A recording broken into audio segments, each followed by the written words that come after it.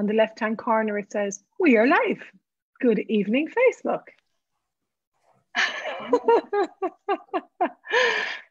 Hello, everyone. Well, David, would you like to say hello? Yeah, good evening, darlings here, and good evenings, darlings in the world. And welcome to a conversation about leadership and conscious leadership, actually, and being a conscious leader. So the gorgeous Rachael O'Brien here has 5 calls coming up called The Spirit of Conscious Leadership. We are going to explore this over 5 sessions, 5 Zoom calls, over 5 Wednesdays, starting in a week today. And this is an appetizer, darling, you know, a starter conversation where we're going to explore what a leader is to you. I'm interested in everybody here. Like, what does being a leader and leadership mean to you? We're going to take it from there, have loads of fun, and maybe take our clothes off. Who knows? Oh, can we, that wasn't in the brief. Show me your briefs. So can we get David for everything that I do? Everything. Oh, I adore you. That would make me happy. Makes me so happy. So your question, what is leadership to me? Yeah, Rachel, what is leadership to you? Okay, this is me being super vulnerable. Leadership to me is committing to my life, having the tenacity and the courage to know that I can gift myself everything, and that there is a universe that is my best friend, sitting, asking, contributing the powerful force of it to my life. It's not expecting, let's just say if I was in a relationship, it's not expecting you to give me what I decided I lack. It's not expecting other people to create my life for me. It's certainly not expecting other people to make me happy. And that's not to say you make me extremely happy. We're all very close here on the call tonight. True leadership, the spirit of leadership is such a huge topic. I talked about with Debbie yesterday. It's also about a generosity of spirit.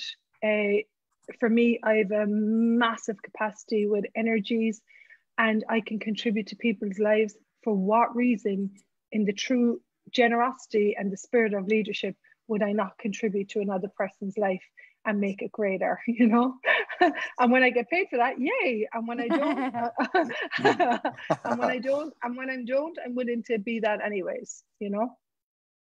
Thank you, Rachel. I'm so grateful for you talking like this, because how many of us on planet Earth right now are really talking about this? Like, you're talking about total ownership of one's life and total responsibility of our choices and all of this. Totally. And for me, I've done a lot of work on myself, you know, as has all of us here. One of the most courageous things to look at is to look at your life with everything that pops up. You attract everything, and look at, how did I create this, and not blame money. Like, money did nothing to no one, and there's so much blame put on it. Not blame, it's your fault, you know, not point the finger out, you're wrong. It's to take true ownership of your life and where you're functioning and how you're functioning, and ownership of your greatness too, which is the thing that we seem to push away the most. Yes, yes. Now, can I step back and listen to everyone else? Of course. Who's gonna go next? Liz, may I invite you onto the stage? Liz Waters. Yeah, just what Rachel said. Like a true leader, like what came to me was about being willing to be really vulnerable with yourself and where you're functioning from, and actually being willing to be aware of you, and also being willing to be aware of other people.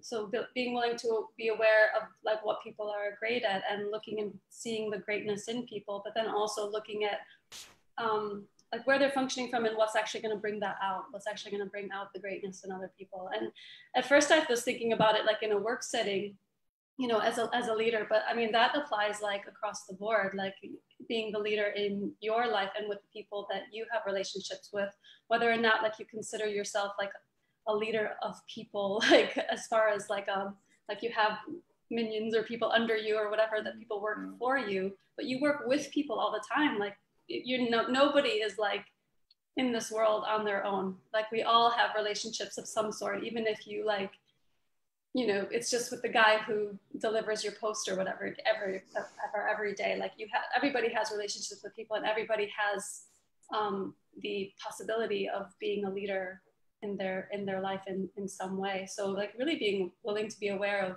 of you and how to bring out your own greatness, but then also the greatness in other people as well.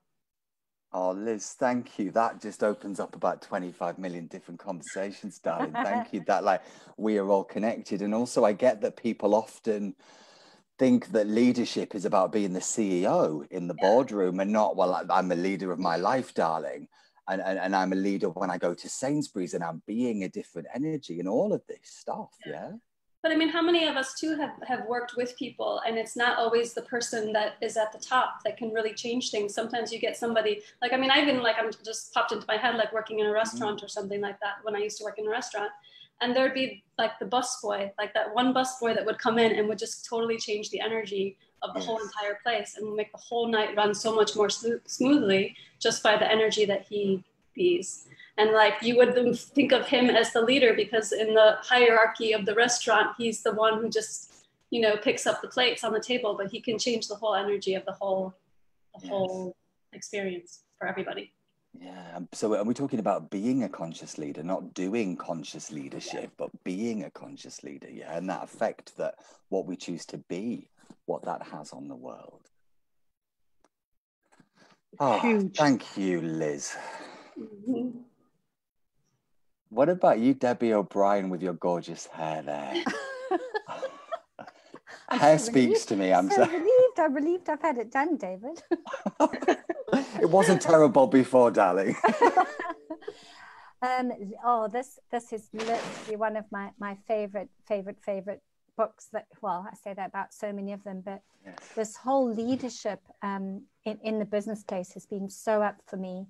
And the way that leaders are and the possibilities that leaders can be when they look at things different, not looking for followers, really having the courage to actually give other people a voice, a lot similar to what Liz said. You know, one of the topics that we're looking at is around your legacy. And for me, that is just a huge thing, because the legacy is in your life. It's in everything that you touch and do and be. And if you aren't in awareness of what's going on around you, so how many leaders are really aware of the marketplace, of the people they're working with? Recently working within the access space, what's been amazing for me is the capacity for people to step up when you're aware of their abilities and you give them that space, and people are flying in places that you'd never, and that's so foreign for me, because it was always like, there's your box, go and sit in it and do what you're told to do kind of thing. And there's this whole different space that's really sort of exploding with leadership. When I look at this book and I look at the topics, and the topics that we're going to cover are amazing, absolutely phenomenal. Even courage now, courage to me, after I've been so lucky to have been, you know, with Rach and me creating day on day together with our teams and that. But courage now of really stepping into all of you is, I think, is huge. And it's so open to everybody because of where we've been, you know, there's a lot of things have disappeared and now you have the opportunity to leap into that. So I don't know if that answers your question, but that's some of the things that are really up for me. Like leadership is and it's available for everybody, absolutely everybody, leader of your life. Yeah. Oh, thank you, Debbie. That's wonderful. I love that you're talking about legacy there as well. You know, each call has a title that we're gonna dive into, and that final call, that call 5, is all about your legacy, legacy, and what you're choosing that will create that. Absolutely. Oh, this whole call series is just like, you know, no, I can perceive it in all our worlds. It's like, woo, you know. Call 1, we've got tenacity, you know, that tenacious spirit to keep going, to not quit no matter what, keep pitching up, keep choosing. And then, like Debbie said there, call 2, we've got courage, the courage to choose beyond what maybe everybody else is choosing. Call 3, we've got choosing, the greatness of you. Claiming, owning, acknowledging your greatness and your capacities and talents. Call 4, commitment to you. The commitment to you. Wow. And commitment can be misunderstood sometimes. I'm looking forward to exploring commitment. And again, call 5, your legacy. That's the rundown of these calls. And last but not least, darling, hello. what does being a leader mean to you? Yes, hello everyone. I'm so happy to be with you here, and truly, like what you guys have said now, like it opens up so many spaces. Like it just went everywhere. And I love that, and I love the energy of the calls.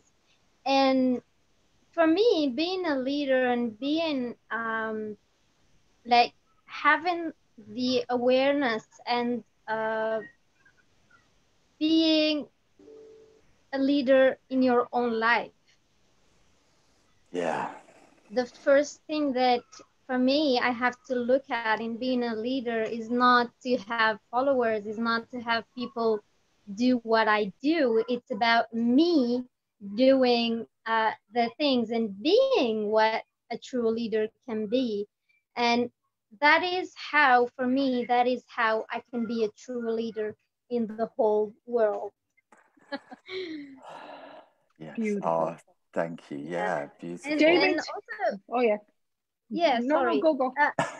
Like Debbie talked about legacy, and it just reminded me of a series, a Turkish series that I'm watching. It's called The Protector, and it's like this person who is supposed to protect the city of Istanbul and be the hero of all, like of the whole world and of the city.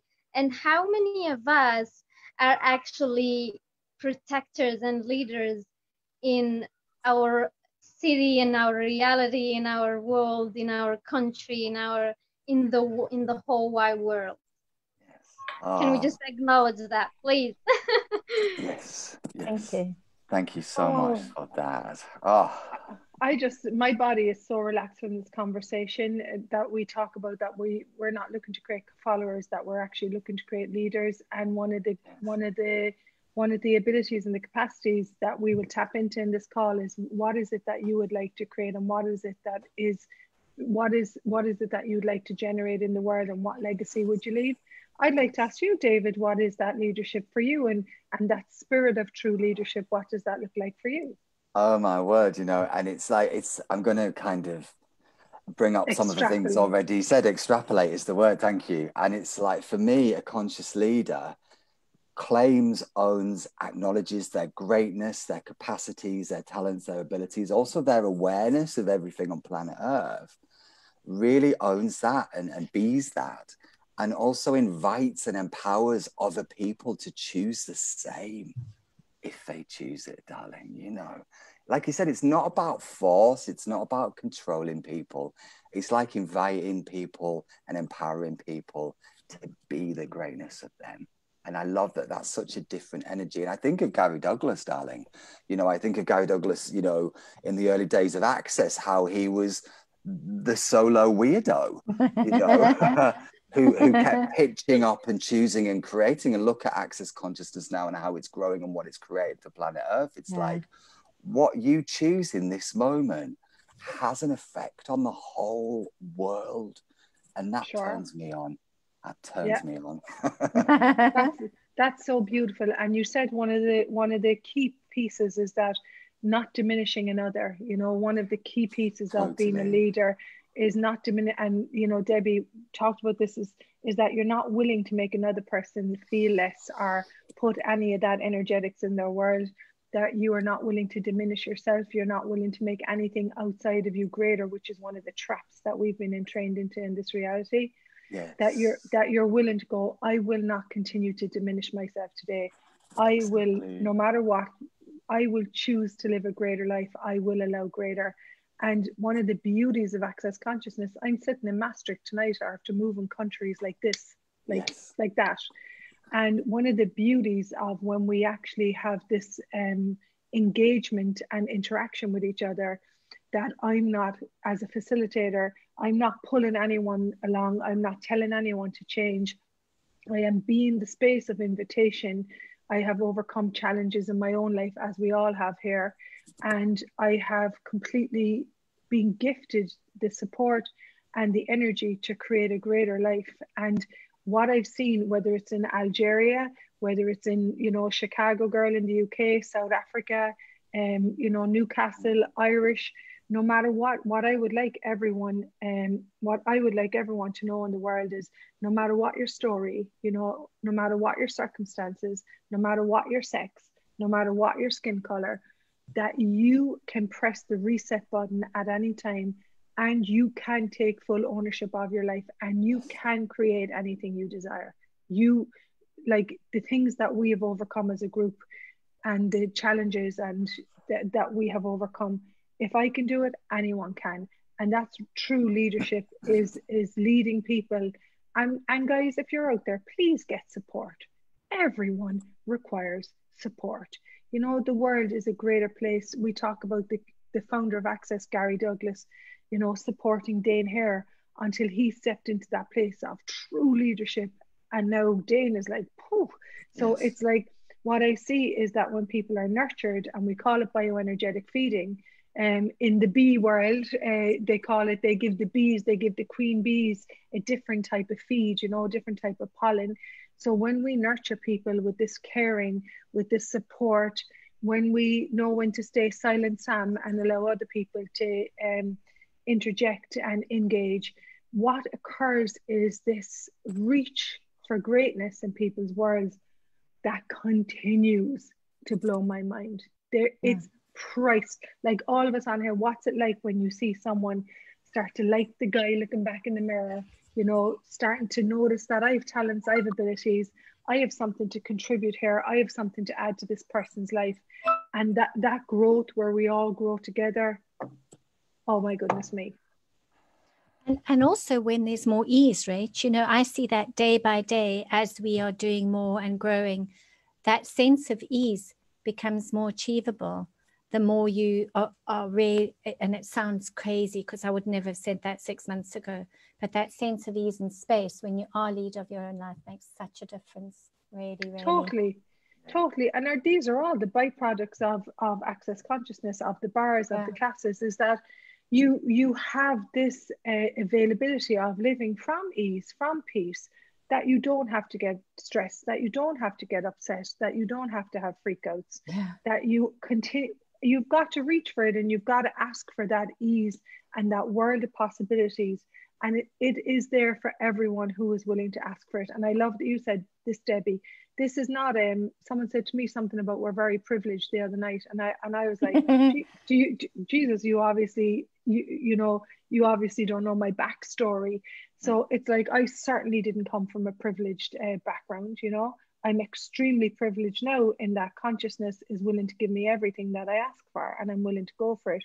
So this is not a privilege. And Stephen Chutisa Bowman, you know, wrote the books that we'll be referencing in the calls.